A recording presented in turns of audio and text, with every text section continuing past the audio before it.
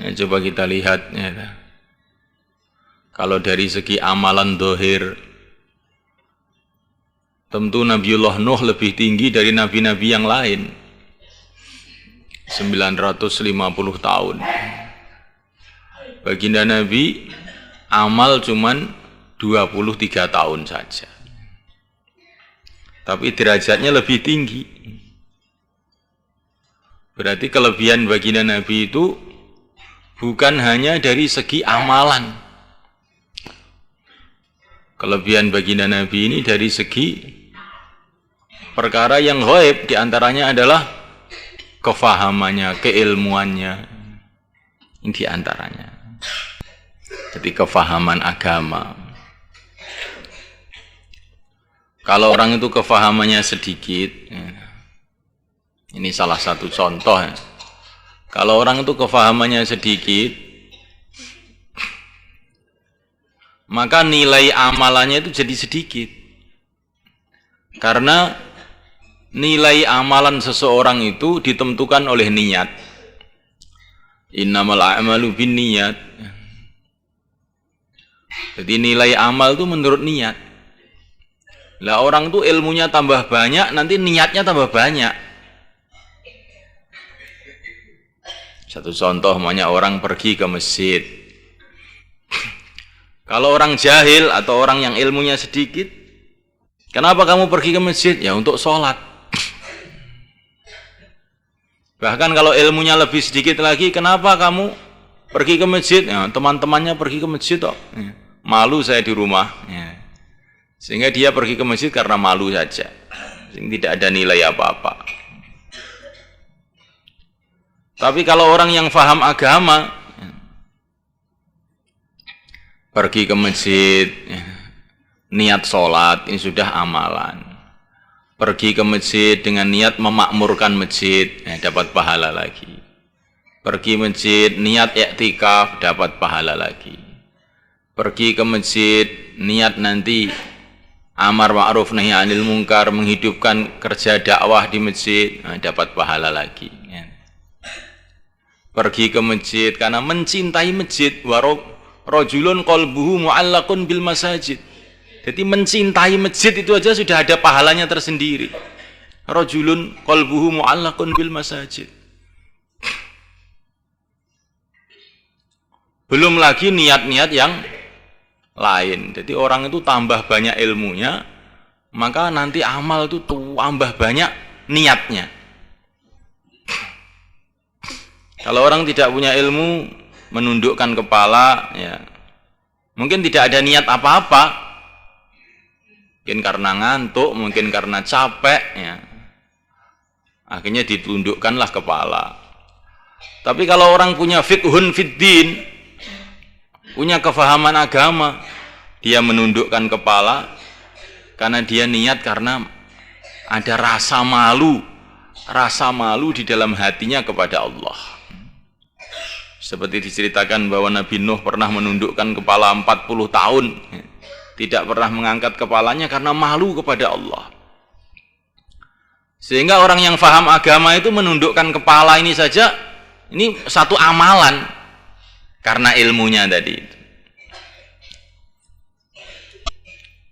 Nanti bukan hanya itu saja, bukan karena rasa malu kepada Allah. Menundukkan kepala karena tawadhu pada orang-orang Islam. Wa ibadur rahman alladzina yamshuna 'alal ardi hauna. Sudah dapat nilai lagi. Menundukkan kepala dengan niat supaya tidak melihat yang haram kanan kiri wanita yang ada di jalan, maka ini juga sudah dapat nilai lagi. Coba. Menundukkan kepala dengan niat melihat tanah. Saya ini akan mati dipendem di tanah. Mengingati kematian ini pun satu amalan juga. Jadi karena ilmunya itu banyak sehingga menundukkan kepala gitu aja, nilainya itu jadi banyak sekali. Qad nara taqalluba wajhika fis sama, falanuwalliyannaka qiblatan tardaha. Fawalli wajhaka syatral masjidil haram. Orang memandang ke langit. Ada orang memandang ke langit karena lehernya sudah capek melihat ke bawah, kemudian melihat ke langit. Ya nggak ada nilainya apa-apa. Tapi kalau orang punya ilmu, memandang ke langit itu maknanya banyak, itu maksudnya banyak. Memandang ke langit karena melihat qudratullah, qul inzuru madza fis samawati wal ardh. Lihatlah kekuasaan Allah yang ada di langit dan di bumi. Mengamalkan ayat Quran.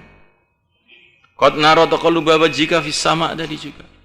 Memandang ke langit karena melihat qudrat Allah yang ada di langit. Memandang ke langit karena berharap kepada Allah Subhanahu wa taala untuk mendapatkan pertolongan Allah Subhanahu wa taala.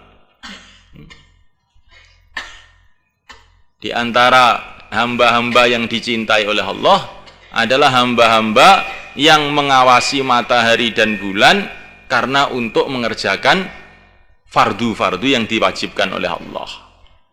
Melihat ke langit, melihat matahari, ini sudah waktu zuhur belum? Ini sudah waktu asar belum? Ini sudah waktu isyraq atau belum?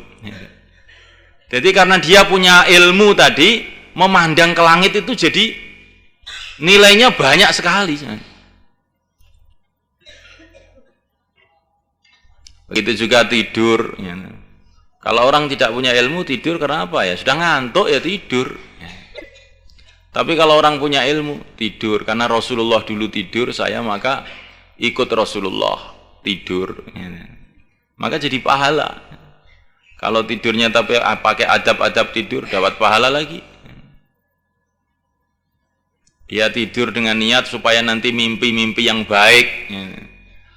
Dengan tidur ini bisa menjumpai Nabi, menjumpai sahabat. Maka ada nilai lagi.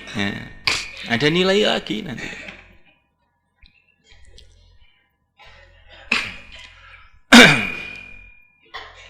Syekh Muhammad Ilyas rahimahullah, beliau mengatakan, saya ingin tidur. Saya perlu menambah waktu tidur saya, katanya. Karena dalam cerita-cerita para ulama, banyak ulama-ulama itu dikasih ilham ilmu itu pada waktu tidur.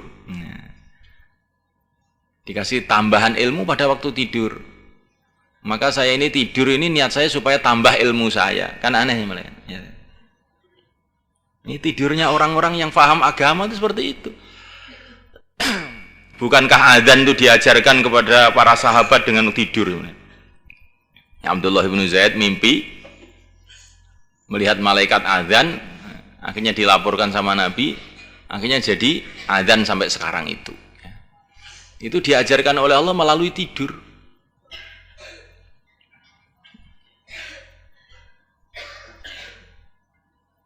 Tapi kalau orang itu tidak dikasih kefahaman agama, Masya Allah, kadang-kadang yang semestinya itu jadi amalan malah jadi kemaksiatan. Pergi ke masjid, iktikaf di masjid, semestinya ini amalan tinggi. Tapi karena tidak punya kefahaman agama, di masjid malah gunjing orang. Di masjid malah guyonan. Dakwah, tapi karena tidak ada kefahaman agama, dakwah malah keluyuran, malah bikin kemaksiatan. Ini karena orang tidak paham agama, jadinya nggak begitu. Jadi kalau orang itu kasih paham agama, maka perkara-perkara yang sifatnya itu adat menjadi ibadat. Barang yang sifatnya adat menjadi ibadat. Apalagi yang ibadat, tambah tinggi lagi nilai ibadahnya. Ini pentingnya orang tuh punya ilmu tuh di situ itu.